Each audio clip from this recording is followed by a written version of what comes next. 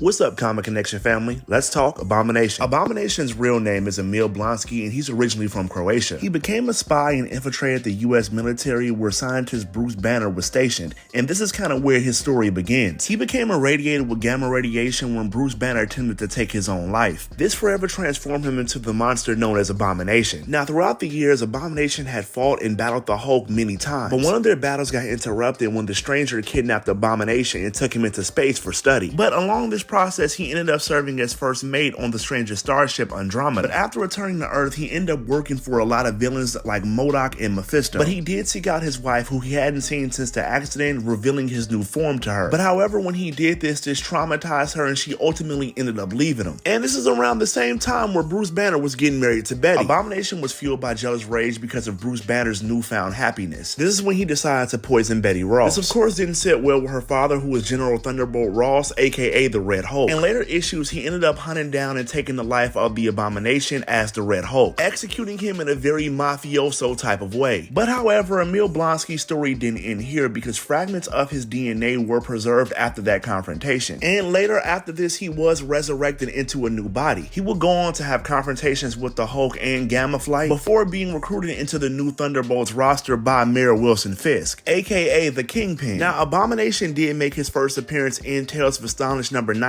in April 1967, which is a comic book I highly recommend you guys pick up. Now, his height and weight does vary depending on what comic book you're reading, but it is officially stated that he is about 6'8" and about 980 pounds. Now, his powers do mirror that of the Incredible Hulk. He does have extreme strength and durability, as well as being able to travel great distances in a single bound. But their powers do have their fair share of differences. The Abomination does have a great healing factor, but it can be overloaded. This means, unlike the Incredible Hulk, he is not immortal. If he does sustain significant amount of damage, he will be killed. This was shown when the Red Hulk used an adamantium revolver and bullets to be able to take down the Abomination. And also, like Bruce Banner and Thunderbolt Ross, his anger is not tied to his powers, meaning he doesn't get stronger or hotter the angrier he gets. His powers are kind of just at a baseline. But he is bigger, faster, and stronger than the base Hulk, which is why the Incredible Hulk struggles a lot of the time when he fights Abomination. He almost always has to make himself angry enough to be able to take the Abomination out. And in most of his comic book and TV variations, he is stuck in his Abomination form, meaning that unlike Thunderbolt Ross and Bruce Banner, he cannot go in between his monster form and his human form at will or when he's knocked out. But in later variations, like in the MCU, this has shown to be rectified. Abomination has always been an incredible character and villain in the Incredible Hulk's roster, and he really had a dope design in the MCU for a while. The fight between him and the Hulk in the 2008 Universal movie will hands down always be one of my favorite fight scenes in a superhero movie. Now, even with all the MCU's missteps, I still am looking forward to seeing him in the Thunderbolts movie. I'm hoping they revise his image and kind of bring him back more to his Universal type look, but I know with legal issues this might not happen. For all of you that don't know, that's the reason why he looks different in the 2008 one versus Shang-Chi and the 10 Rings. The art that I've been seeing for the movie does look amazing, but we all know that the MCU has a habit of making last-minute stupid changes. A perfect example is what they did to the leader in Captain America Brave New World. As a matter of fact, in the comment section, let me know what y'all think is the best design for the Abomination. But look, y'all, I gotta get up out of here, but once again, if you stuck with me this long, thank you so much, and please don't forget to like, comment, subscribe, and hit that bell up top so you get notified of the latest and greatest videos. Until next time, my fellow Avengers,